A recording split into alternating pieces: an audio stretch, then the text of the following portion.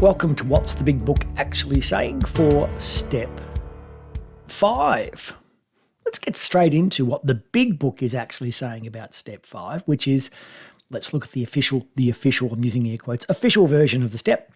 5, admitted to God, to ourselves and another human being, the exact nature of our wrong. So what we get from this description of Step 5 is that when we share our inventory with another human being, God is listening too. But let's see if that's correct, because it's an interesting step, Step 5, in so much that it has morphed a little over the period of time between the publishing of the Big Book and now, because the whole concept of sponsorship within AA has blossomed to the point where a lot of the time we're saying to newcomers, you do Step 5 with your sponsor. But when we look at what the Big Book is actually saying, and even the 12 and 12, that's not all that is being suggested. So let's start with the 12 and 12. Now, this part of the 12 and 12, this is page 108, and it's from the Step 12 chapter within the 12. That's a lot of 12s within the 12 and 12. And I think I've said this before in a previous video. It's a marvelous reference point if you want a second go at understanding the steps, because there's this page or so's description of the steps that I feel really unpacks the page 59 official version, the version that we see on the walls. It unpacks them a little bit more thoroughly. And you can see this here. Looking at Step 5, we decided that an inventory taken alone wouldn't be enough. We knew we would have to quit the deadly business of living alone with our conflicts and in honesty confide these to God and another human being. So this is a little bit more information than we get from the page 59 version. I can write down my stuff all on my own and keep it to myself, but the keeping to myself bit, that's the problem. And it reminds me very much when I read this description of Step 5 and why we do it. It reminds me very much of the doctor's opinion and the doctor's opinion's description of the unmanageable life we end up with. That Step 1 is all about. If I just quickly refer to it, these allergic types can never safely use alcohol in any form at all. And once having formed the habit and found they cannot break it, okay, so that's the powerlessness over alcohol. Once they, having lost their self-confidence, their reliance on things human, their problems pile up on them and become astonishingly difficult to solve. So that's the description of, progressive unmanageability. But let's reverse that to perhaps see the essential value of Step 5. Now, here's me being manipulative, I'll be honest, but if we reverse that cycle, our problems stop piling up on us and become easier to solve when we begin to rely on things human. This restores our self-confidence. This is very much the flavour of how Step 5 is described in both the 12 and 12 in the Big Book. Once we start to rely, to trust, to confide in another human, things start to really turn around. And I'm going to be ending this video with the Step 5 promises. Yes, there are other promises than the Step 8 and 9 promises in the Big Book. And this is a real turning point. It's described as such in the Big Book. And I do believe that when you reverse the doctor's description of unmanageability, you can see why. Okay, so let's now look at what the Big Book suggests is the way we communicate at Step 5. There are a couple of descriptions of the interaction itself, and there are words like, admitted, told someone else, confession, talked to. And these all come straight from the Big Book, and they imply it's a one-way communication style, a speech, if you will. Hey, person I'm sharing my inventory with, be quiet and let me talk at you. And I have had some discussions with members that that's the way they see this, but if we read the Big Book, there's other references to discussing ourselves with someone and having a long talk with someone, being prepared for a long talk. which suggests a two-way conversation. And it's probably a blending of both, therefore. Perhaps step 5 is best seen as a conversation with a focus on the step E, the person sharing their inventory, humbly disclosing their past faults in an intimate and vulnerable way. God is listening too. So, with that being said, if you look at the structure of the couple of pages that refer to how we do step 5, which is predominantly 74 and 75, there's a why, then a who, then a when, then a how, and then the what, and the what is what we get out of it. So let's look at each in turn. With the why, here's what the big book suggests, and this is on page 72 and 73. We will be more reconciled to discussing ourselves with another person when we see good reasons why we should do so. The best reason first. And this is almost like AA's primary purpose. If we skip this vital step, we may not overcome drinking. Pause for dramatic effect. Time after time, newcomers have tried to keep to themselves certain facts about their lives. This goes back to the description that we read from the 12 and 12 about step 5. Trying to avoid this humbling experience, they have turned to easier methods. Almost invariably, they got drunk. Having persevered with the rest of the program, in other words, having done, steps 1, 2, 3, 4, maybe a little bit of 5, but not all of 5, and then through 6 to 12, they've done the rest, but they wondered why they fell. We think, now the we is the founding members of AA who wrote the big book, we think the reason is that they never completed their house cleaning. They completed inventory all right, but hung on to some of the worst items in stock.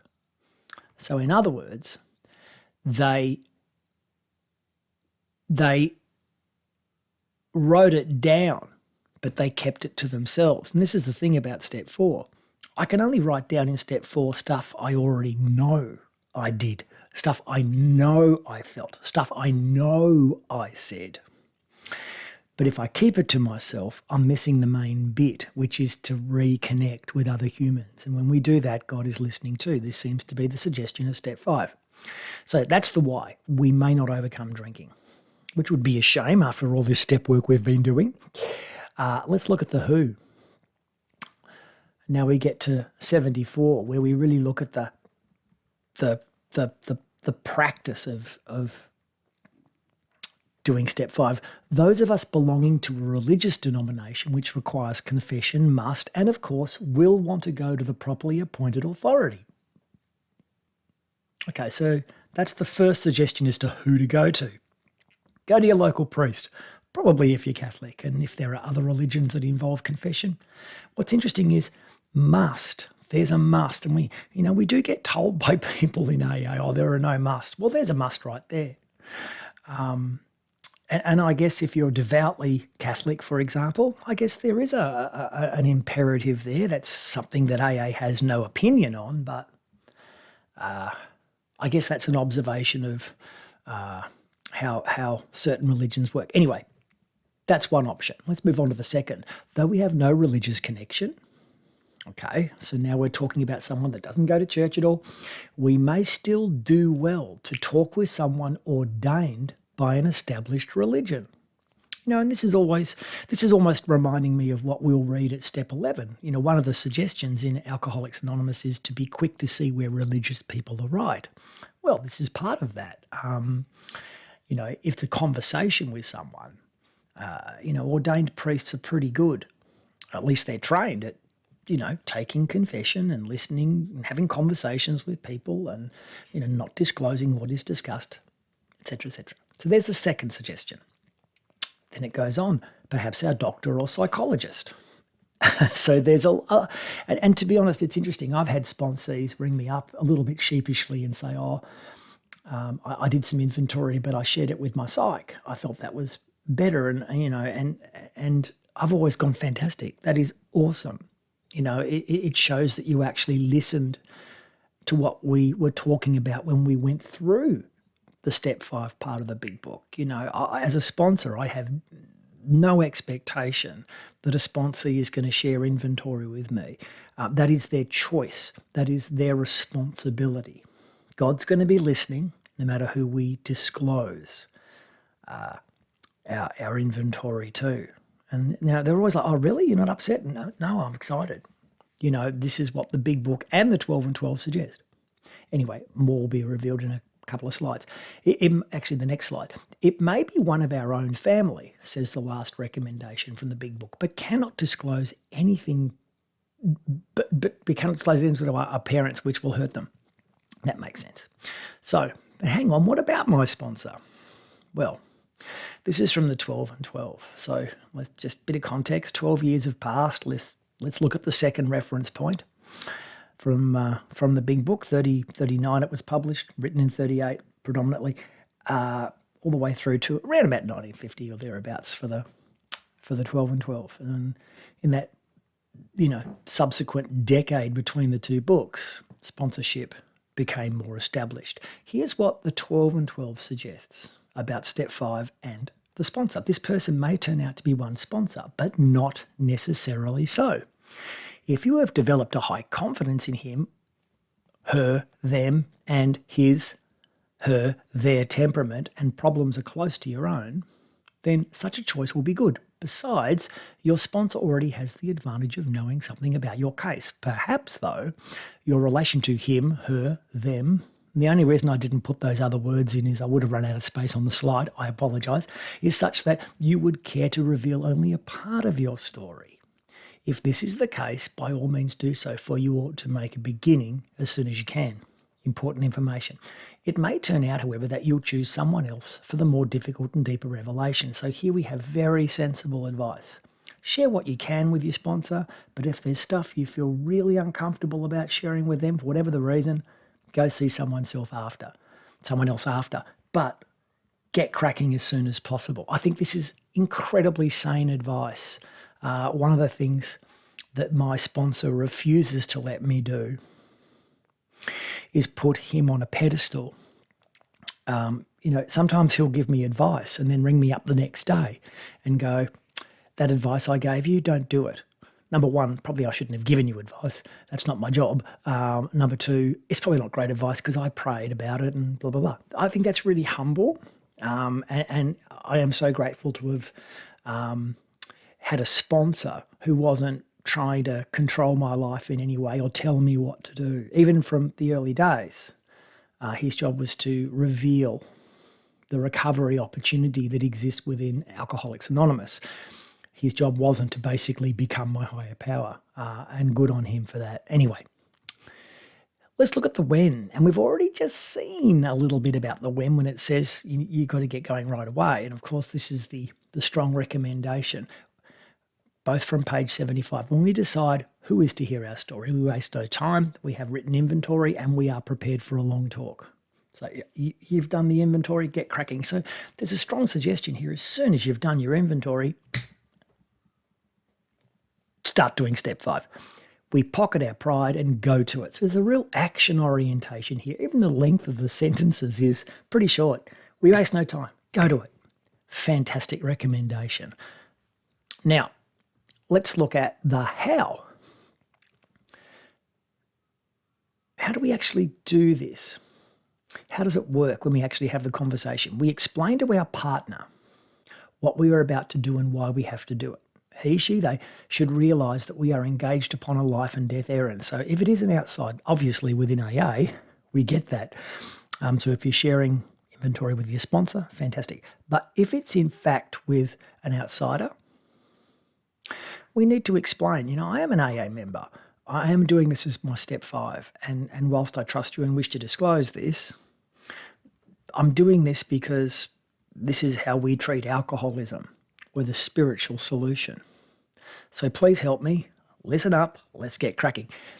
The second suggestion, we pocket our pride and go to it. Read that already. Illuminating every twist of character, every dark cranny of the past. Now, this is largely disclosing our inventory because hopefully if we've done step 4, the 3 inventory process as well, we're just sharing the illumination we've already created.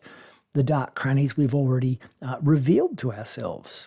But what's interesting is because there is a chance to discuss, to have this long talk, this two-way conversation as we disclose what is in our inventory, sometimes the other person and the conversation itself can reveal things that we might have missed or need to illuminate with a stronger torch, if you like, more lumens.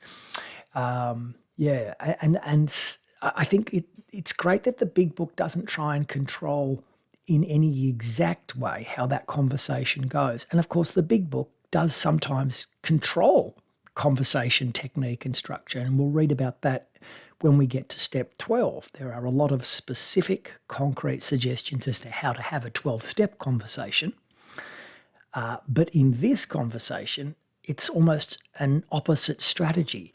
There is very little description of exactly how to have the conversation. And maybe that's because the person we're having conversation with, the non-alcoholic, is not the one that the writers of the big book are talking to. Although in saying that, when you read To Employers, that's a whole chapter where the writers of the big book are talking to non-alcoholics, to employers. So there's a very strong indication here that it needs to be a very organic conversation, if you like, in the sense that the two people will create it. And obviously, if you go to a professional person, they will be professional about it. If you go to a religious person, they will use what they were trained to do at seminary school or whatever it is. I guess there's a humbling process for the alcoholic to think that once we go to someone and we share this stuff, they get a chance of being involved in that process, perhaps even driving it at times. Okay, so the what. What do we get out of it? Now, just very quickly, this is one of the sets of promises that we have in Alcoholics Anonymous. And this is something I had to learn as a newcomer, that, we talk about the promises. Well, they're just the step 8 and 9 promises. They're not the only promises we have. And I find the 5th step promises. I remember in a home group meeting a couple of years ago suggesting that we swap out the step 8 and 9 promises with the step 5 promises. It didn't get up. But what was interesting was seeing people kind of go, what, there are other promises? That came up as part of the conversation, and so these are great. So let's have a look at what we get out of it. And it's a real turning point. So just before I read this out, imagine where we're up to. We've taken step 3, which means we're completely willing to get on a path to develop a relationship with a higher power, with God. And there's been a little bit of praying at step 4, but there may not be a strong connection with a higher power yet. Now, this is what the writers of the big book describe as what they got out of the process when they did this. When we have taken this step, withholding nothing, we are delighted. We can look the world in the eye. There's that reversal of the unmanageability, the isolation that the doctor describes. We can be alone at perfect peace and ease. Our fears fall from us. We begin to feel the nearness of our Creator. We may have had certain spiritual beliefs, but now we begin to have a spiritual experience. Wow, hang on, hold the phone. Certain spiritual beliefs, I believe that this will work for me as an alcoholic because it's working for the members that I'm being associated. I want what they have. I'm prepared to go to any length to get it. That's great. That's a belief. That's a spiritual belief.